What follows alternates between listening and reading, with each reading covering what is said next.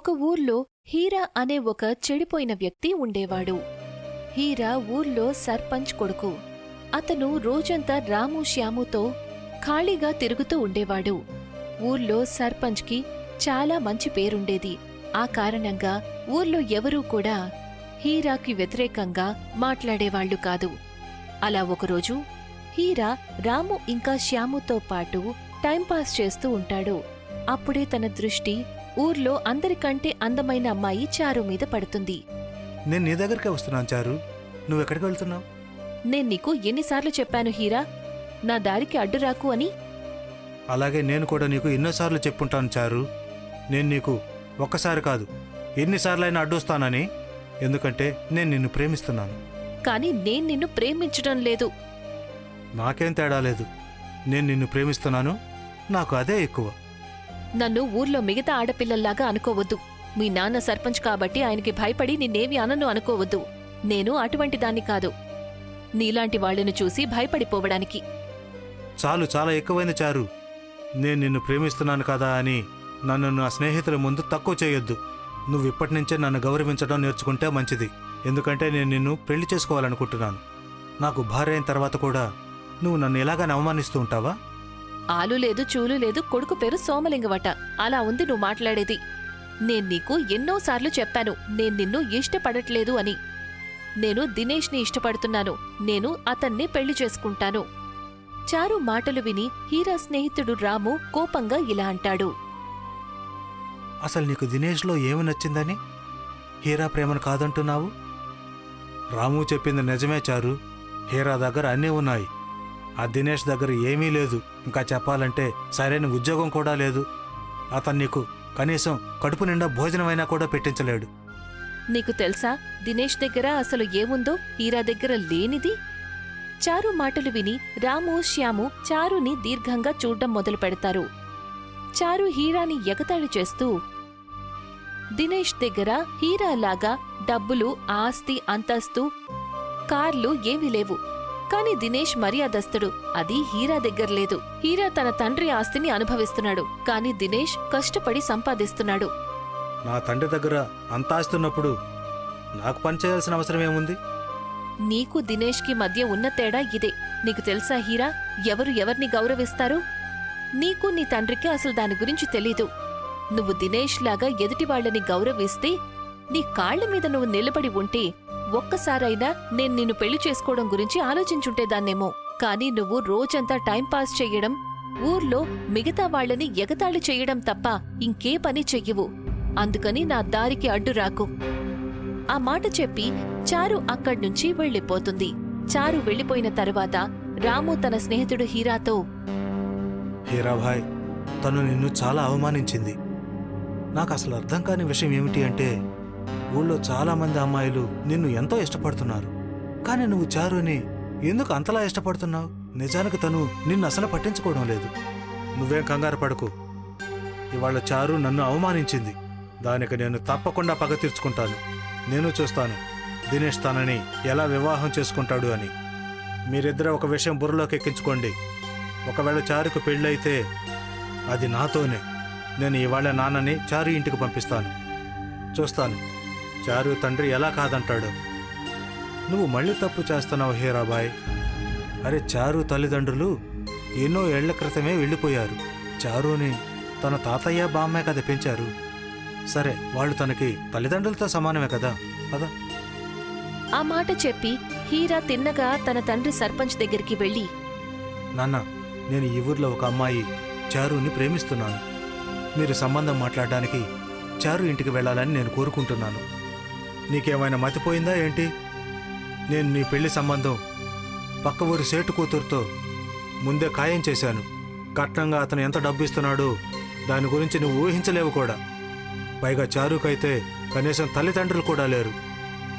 నాకు కట్నంగా ఏ డబ్బులు ఆస్తులు అక్కర్లేదు నాన్న. అయినా మీ దగ్గర చాలా డబ్బుంది కదా. మీకు తెలియదు నాన్న, ఇవాళ చారు నన్ను అందరి ముందు అవమానించింది. ఇప్పుడు మీరే చెప్పండి నాన్న, మీ కొడుకుని అవమానిస్తే అది మిమ్మల్ని అవమానించినట్టు కాదా? ఆ మాట చెప్పి హీరా జరిగిందంతా తన తండ్రికి చెప్తాడు. హీరా మాటలు విని సర్పంచ్ కోపంగా ఇలా అంటాడు.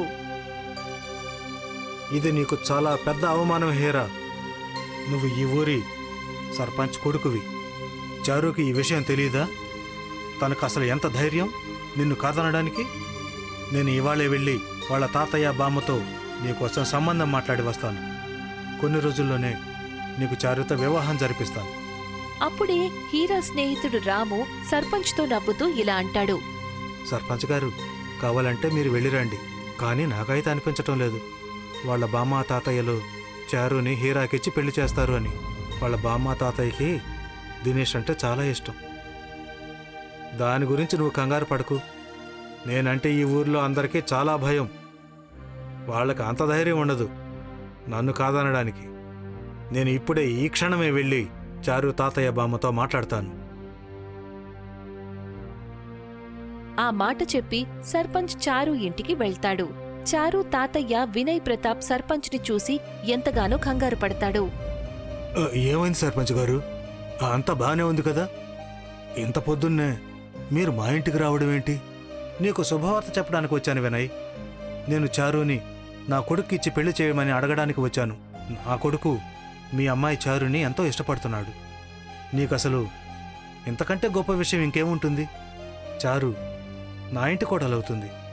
సర్పంచ్ మాటలు విని వినయ్ ఆలోచనలో పడతాడు. ఏం ఆలోచిస్తున్నావు? ఇటువంటి సంబంధాలు మళ్ళీ మళ్ళీ కుదరవు.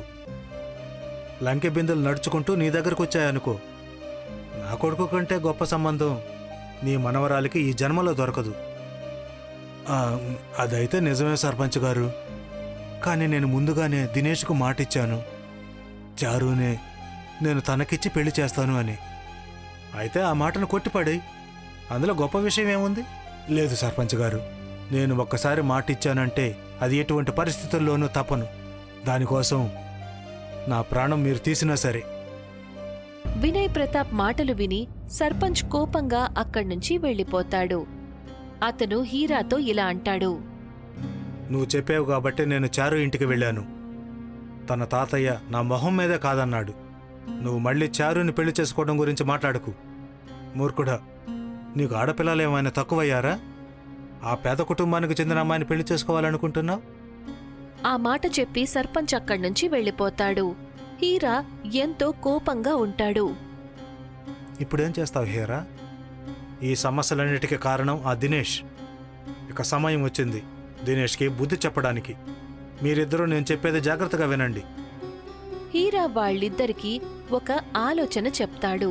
ఆ ఆలోచన విన్న తర్వాత రాము ఇంకా శ్యాము చాలా సంతోషంగా నవ్వుతారు. కాసేపటి తరువాత హీరా దినేష్ దగ్గరికి వెళ్లి ఇలా అంటాడు. అరే ఏంటి దినేష్, నీకు చారుతో ఏమైనా గొడవ జరిగిందా? లేదే, కానీ నువ్వెందుకు అలా అడుగుతున్నావు? కాసేపటి క్రితం చారుని మన ఊరి దగ్గర ఆ జ్వాలాముఖి దగ్గరకు వెళ్ళడం చూశాను. నీకు తెలుసు కదా, ఆ జ్వాలాముఖి ఎప్పుడైనా పేలిపోవచ్చు. నాకేమనిపించిందంటే చారుకు నీతో ఏదో గొడవ జరిగిందేమోనని. అందుకే తను అక్కడికి వెళ్ళిపోయిందేమని అనుకున్నాను. హీరాబాయ్ చెప్పేది నిజమే. నేను నా స్వయంగా నా కళ్ళతో చారుని జ్వాలాముఖికి దగ్గరకు వెళ్ళటం చూశాను. మీరు నాకు ఇదంతా కావాలని చెప్పడం లేదు కదా. నాకు చాలా బాగా తెలుసు చారుని నువ్వు ఇష్టపడుతున్నావని. నీకు చెప్పడం నా బాధ్యత దినేష్. నమ్మాలా నమ్మకూడదనేది నీ మీద ఆధారపడి ఉంది. ఆలోచించుకో. ఒకవేళ చారుకి ఏమైనా అయిందంటే ఆ తర్వాత నిన్ను నువ్వు క్షమించుకోగలవా? హీరా మాటలు విన్నాక దినేష్ చాలా కంగారు పడతాడు. తను పరిగెత్తుకుంటూ ఆ జ్వాలాముఖి దగ్గరికి వెళ్తాడు. జ్వాలాముఖి లోపల నుంచి విచిత్రమైన భయంకరమైన శబ్దాలు వినిపిస్తాయి. దినేష్ చారు కోసం పిలుస్తూ ఉంటాడు. అప్పుడే వెనక నుంచి సైలెంట్గా వచ్చి శ్యాము దినేష్ని జ్వాలాముఖిలోకి తోసేస్తాడు. దినేష్ గట్టిగా అరుస్తూ జ్వాలాముఖిలో పడిపోతాడు. కాని ఎప్పుడైతే దినేష్ కింద పడతాడో అప్పుడు ఎదురుగా ఉన్న దృశ్యాన్ని చూసి తన కళ్లను తనే నమ్మలేకపోతాడు. తను చూసేసరికి జ్వాలాముఖి లోపల ఒక పెద్ద ఊరే ఉంటుంది. దినేష్ చూసేసరికి ఆ ఊర్లో ఉన్న ఇళ్లన్నీ లావా రంగుతో ఉంటాయి. అక్కడ ఉన్నవాళ్లు పొలంలో నీళ్లకు బదులు జ్వాలాముఖి లావాను ఉపయోగిస్తుంటారు. భయపడకు, ఇప్పుడు ఈ లావా ఏ కష్టాన్ని కలిగించదు. కానీ ఇదెలా సాధ్యమవుతుంది? జ్వాలాముఖి లోపల ఒక పెద్ద ఊరే ఉంది. ఇది అసాధ్యం కదా. ఒకవేళ ఇదంతా నా భ్రమ కాదు కదా, నేను చనిపోలేదు కదా. లేదు, నువ్వు ప్రాణాలతోనే ఉన్నావు. రా, నేను నీకు అన్నిటికంటే ముందు ఈ ఊరు చూపిస్తాను. ఆ తర్వాత నీకు నీ ప్రశ్నలన్నిటికీ సమాధానం దొరుకుతుంది. ఆ మాట చెప్పి ఆ వ్యక్తి దినేష్ని ఊరంతా కూడా తిప్పి చూపిస్తాడు. అంతలోనే ఒక ముసలి వ్యక్తి దినేష్ని దీర్ఘంగా చూడ్డం మొదలు పెడతాడు. బాబు, మీ తాతగారి పేరు సుఖియా కాదు కదా? కానీ అది మీకెలా తెలుసు?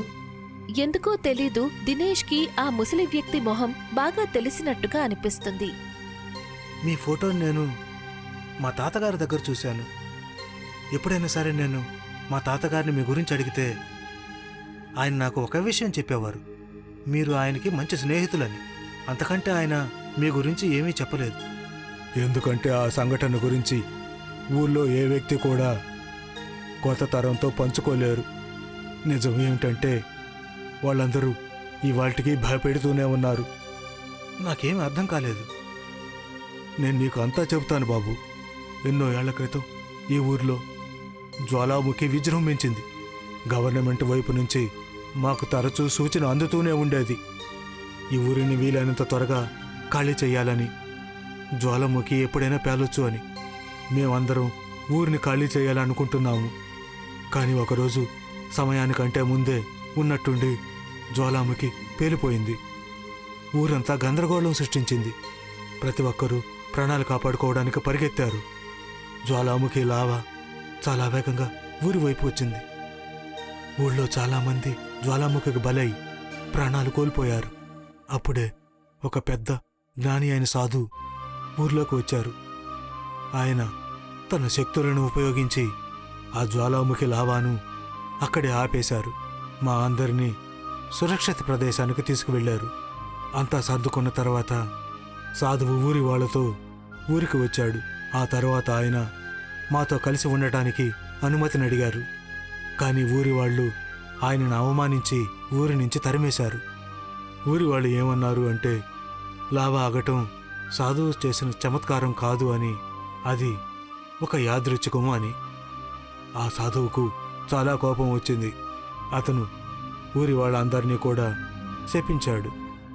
ఎంతమంది అయితే అక్కడ ఉన్నారో వాళ్ళందరూ కూడా జ్వాలాముఖి లోపలే ఉండిపోతారు అని. వాళ్ళకి సమయం ఆగిపోతుంది. శాపం ప్రకారం మేమందరం జ్వాలాముఖిలో నుంచి వచ్చిన లావా ద్వారానే ధాన్యాన్ని పండించాలి, దాన్నే తినాలి. అందుకే మీ అందరి మొహాల్లో వయసు ప్రభావం చూపించడం లేదు. అంటే ఈ శాపానికి ఎటువంటి విరుగుడు లేదా? ఒక ఉపాయం ఉంది. సాధువు కోపంలో శపించాడు. కోపానికి పరిష్కారం ప్రేమ. ఏ యువకుడైనా లేక యువత అయినా మనస్ఫూర్తిగా ప్రేమించి వాళ్ళ ఇష్ట ప్రకారం ఈ జ్వాలాముఖిలోకి వస్తే అప్పుడు అంతా మామూలుగా మారిపోతుంది. కానీ అది అసాధ్యం. ఎందుకంటే కొన్ని రోజుల తర్వాత ఈ జ్వాలాముఖి పేలిపోతుంది. ఒకవేళ జ్వాలాముఖి పేలడానికి ముందు అటువంటిదేమీ జరగలేదంటే మేమందరం చనిపోవడం ఖాయం. అయితే మీరనేదేంటి? ఏ వ్యక్తి అయినా జ్వాలాముఖిలోకి పడిపోతే అతను నాలాగే ఇక్కడ ఇరుక్కుపోతాడా? లేదు, మంచి మనసున్న వాళ్ళు లోపలికి వస్తే వాళ్లకు ఏమీ కాదు. కానీ మోసగాళ్ళైతే వెంటనే కాలి బూడిదైపోతారు.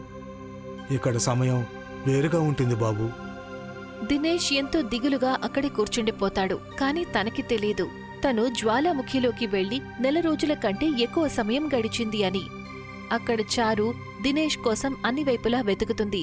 కాని తనకి దినేష్ ఎక్కడా కనిపించడు. ఒకరోజు తనకి ఒక వ్యక్తి కనిపిస్తాడు. అతను చెప్తాడు తను దినేష్ జ్వాలాముఖి దగ్గరికి వెళ్లడం చూశాడు అని. ఎప్పుడైతే దినేష్ జ్వాలాముఖి దగ్గరికి వెళ్తాడో అప్పుడు తను హీరా, రాము ఇంకా శ్యాముని కూడా దినేష్ దగ్గర చూశానని చెప్తాడు. అంతేకాదు, అతను ఇంకా ఏం చెప్తాడు అంటే శ్యాము దినేష్ని జ్వాలాముఖిలోకి తోసేయడం కూడా అతను చూశానని చెప్తాడు. నువ్వీ విషయం ఊరి వాళ్లకి ఎందుకు చెప్పలేదు? నీకు తెలుసు కదా చారు, హీరా ఈ ఊరు సర్పంచ్ కొడుకని. అతను నన్ను, నా కుటుంబాన్ని ప్రాణాలతో వదలడు. చారు ఎంతో కోపంగా తిన్నగా హీరా దగ్గరికి వెళ్తుంది. నువ్వు చాలా తప్పు చేశావు. మొత్తానికి నువ్వు నా దినేష్ని చంపేశావు కదా. నీకు అంతా తెలిసిపోయింది కాబట్టి చారు, నువ్వు ఇక నన్ను వివాహం చేసుకోవడం చాలా మంచిది. నువ్వు చాలా పొరపాటు పడుతున్నావు హీరా.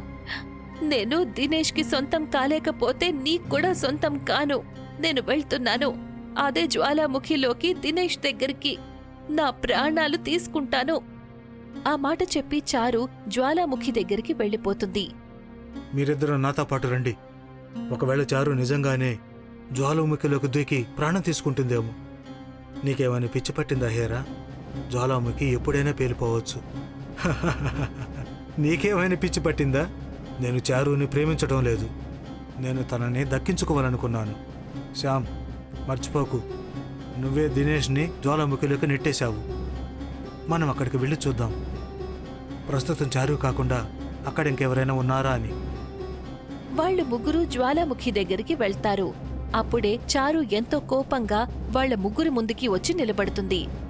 మీ ముగ్గురిని చంపిన తరువాతే నేను చస్తాను. ఉన్నట్టుండి చారు వాళ్ళ ముగ్గురిని ఎంతో వేగంగా జ్వాలాముఖిలోకి తోసేస్తుంది. వాళ్ళు ముగ్గురు పడగానే కాలి బూడిదైపోతారు. నేను నీ దగ్గరికి వస్తున్నాను దినేష్. ఆ మాట చెప్పి చారు కూడా అందులోకి దూకేస్తుంది. ఉన్నట్టుండి ఒక పెద్ద పేలుడు సంభవిస్తుంది. ఊరి వాళ్లందరూ దినేష్తో సహా జ్వాలాముఖి బయటికి వచ్చేస్తారు.